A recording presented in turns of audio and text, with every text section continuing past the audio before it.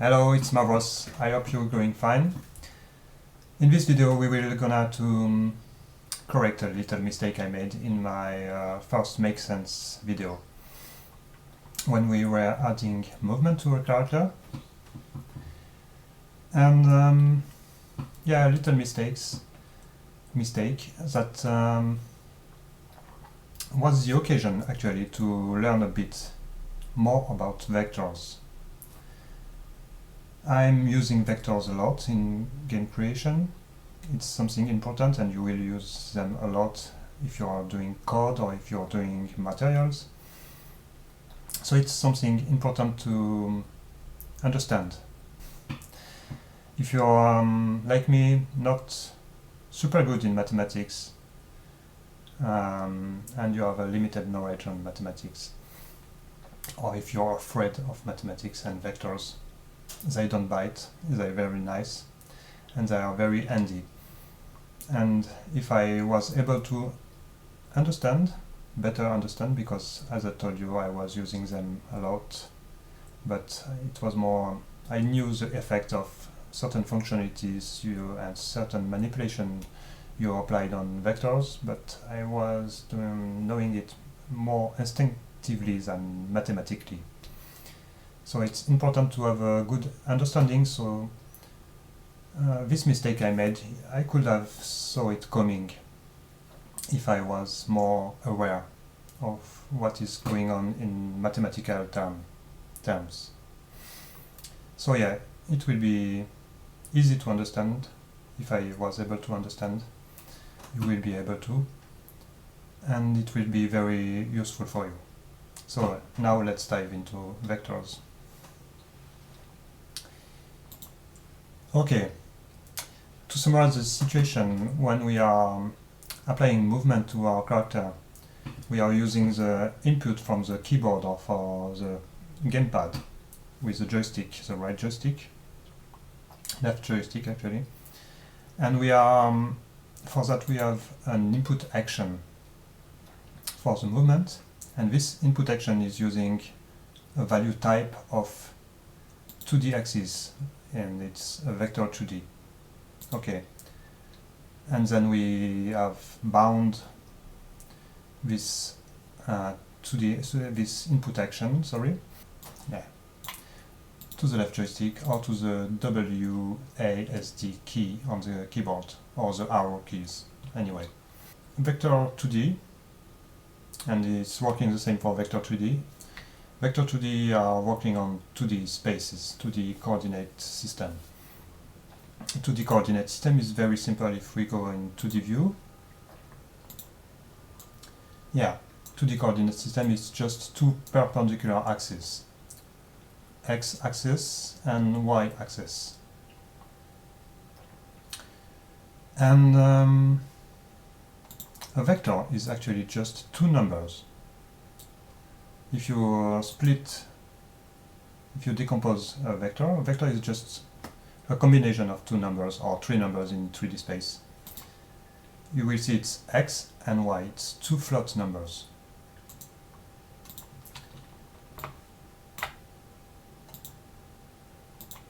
And with only these two numbers in a 2D space, if you want, you can represent yourself a vector as an arrow. An arrow have a direction and a length. And with only these two numbers, we can get these two properties. First, we start from 0, and we get x value, let's say 10, and a y value, let's say 5. And we get an approximation like that, an arrow which has a length and a direction. And this is very handy to use as for the movement on the character.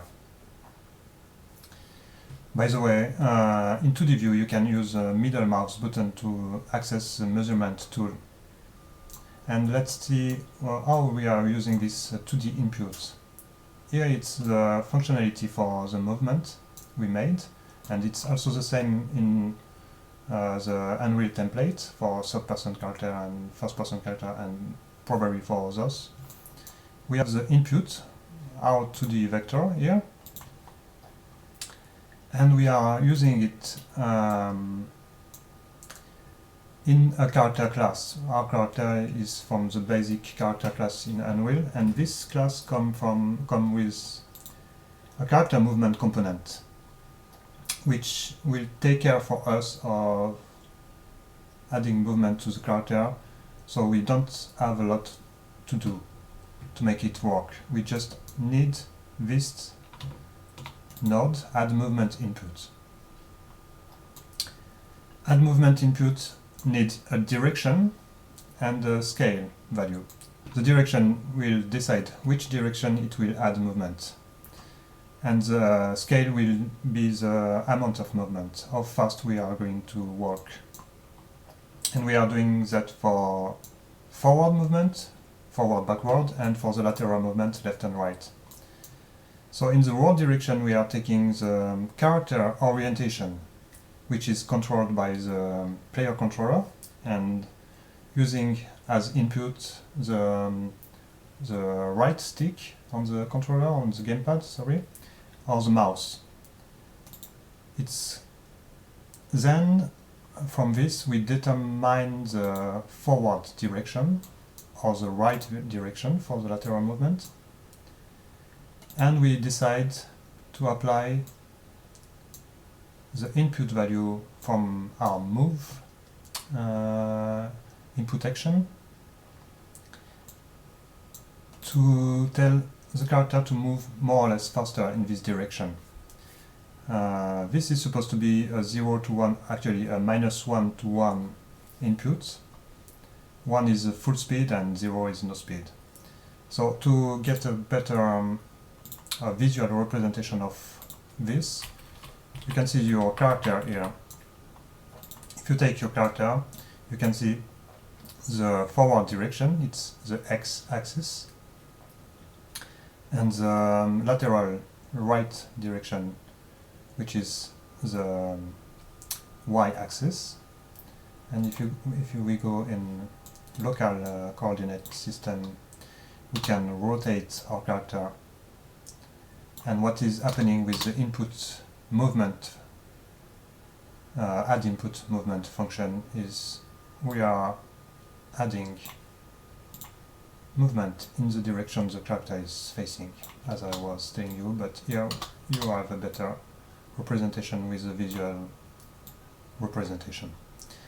Okay, this was pretty clear from the beginning. But what is going on and why I did a mistake? I did a mistake because when you are using the controller, you have a full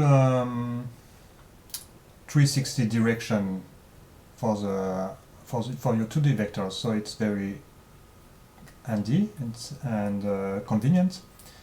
And you also have the possibility to apply more or less pressure on the joystick to select or to choose the quantity of movement you want to add.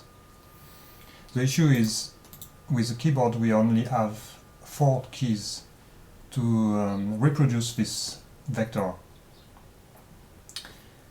and we are more limited because it's a digital signal. Digital signal means it's either a 0 or 1. You're pressing the key or you're not pressing the key. So you can only have no speed or full speed. And in 4 direction, the 4 cardinal direction, plus if you're combining 2 keys, you have the diagonal direction. And this is the point. The diagonal direction are producing an issue. Let me show you.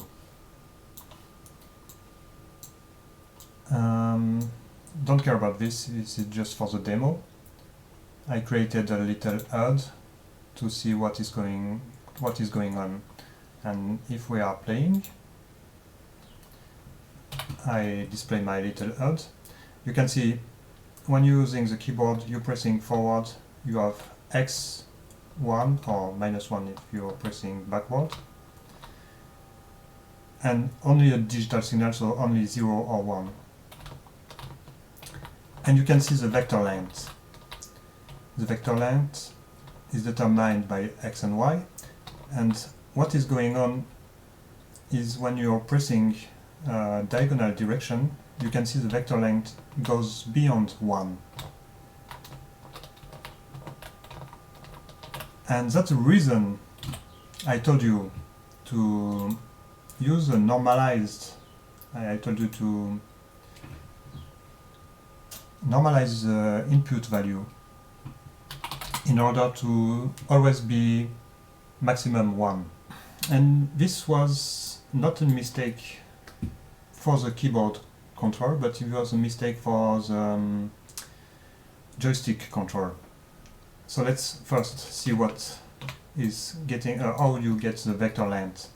To get the vector length, you actually make a square root of x power of 2 plus y power of 2. So in Blueprint, you can reproduce this by breaking your vector. You apply vector power, square power on each component. You add them and you square the total. Or you just use this functionality, getting vector length. And from this vector length, you can normalize it. And in my mind, I don't know why, but for me it was vector normalizing the vector was meaning you take the vector and you reduce its range to be between 0 and 1. But actually it's not working exactly this way. It's just taking any vector length and manipulating the vector component in order to have 1 as a length, as a vector length. So to normalize the vector, what is mathematically happening is we are dividing each component by the vector length. It's very simple. And once again, you can use this very convenient node, normalize 2D vector or normalize 3D vector if you're using 3D vector, obviously. So what is happening when we are normalizing our vector? Let's see. Even if I'm using the diagonal, now my vector length is always 1.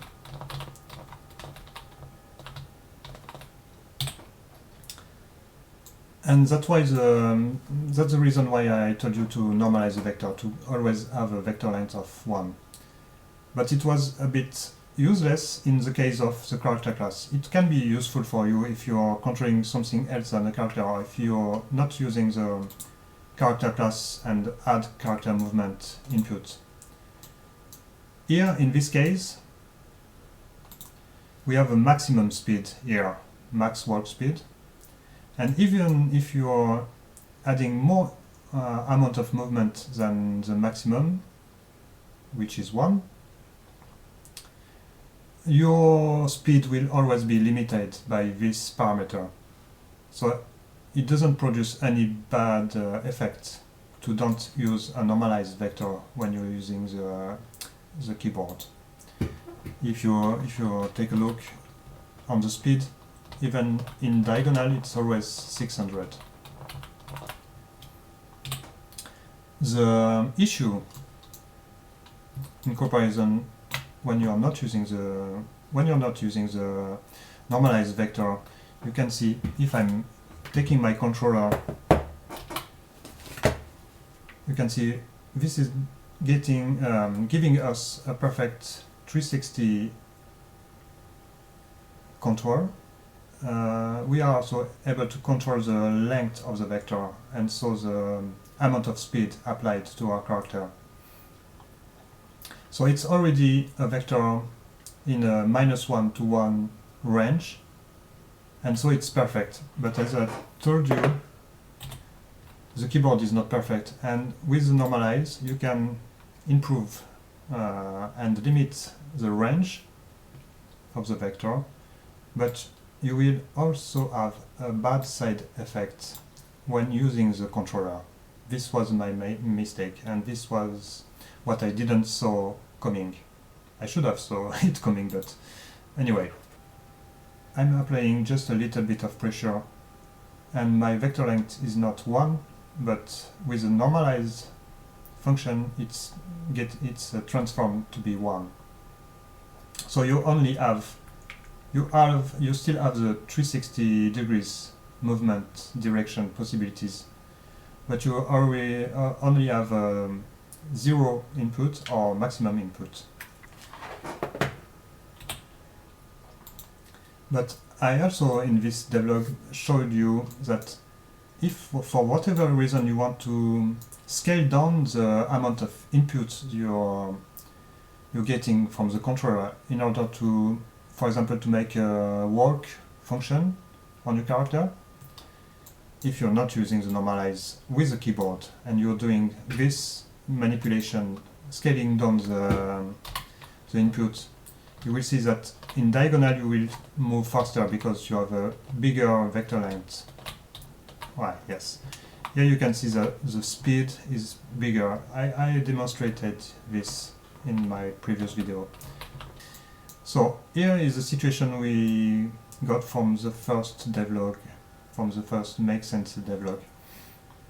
And in order to fix this, you simply can remove the normalized vector.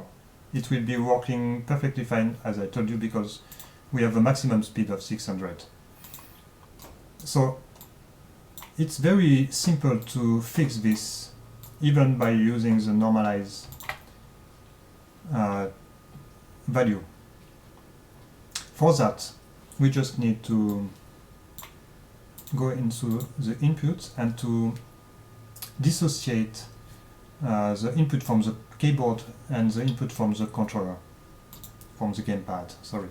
So we can duplicate the move action, we can rename it in order to remember it's for the gamepad. And you will see it's exactly the same to the axis. And we can now go into the bindings. You can see previously we had the gamepad used for the move, but we will need to remove this. We create a new binding for the input action gamepad move. We are, let's do it by manually. We are using the left 2D axis, okay. And we are going to copy the modifier were dead zone and swizzle. Let's copy them. Let's remove this one from the keyboard movement input action. And let's add here our modifiers. Alright. In our player controller, here we have the general movement input. We now need the gamepad input for movement. So EAC move gamepad. And we are going to do exactly the same. We are going to call the movement function we created and to input the 2D axis. And we have to remember it's on the pawn that we are working. And in our input move function, we need a little things. Here we need a new input, and this input is using gamepad in order to dissociate the gamepad from the keyboard, a boolean input. And we will choose to have the normalized version of the input value, or the non-normalized, the raw input value. For that we have a very convenient node that is called select, and we are going to feed this select with our boolean. And now we have two options to choose from.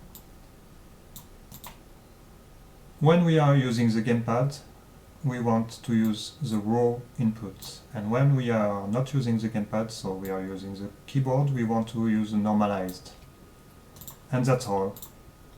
Issue is fixed, but just don't forget to set this on true when using the gamepad and to false when not.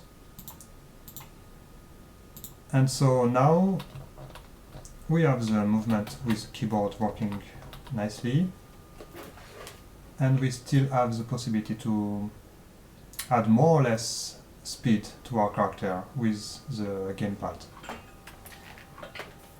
Okay, that's all, it's fixed. Again, it's useful to have this knowledge, but you don't have to make this system for your game if you are not planning to modify the input value with any functionality. But it's nice for you to keep it in mind in case you encounter the issue of using the keyboard and having a vector length that is bigger than 1 when using the diagonal direction. Okay, that was short. I hope it was clear enough this time, and I hope you learn a bit more about vectors and you will be more comfortable using them for your games. So, take care of yourself and see you next video. Bye bye.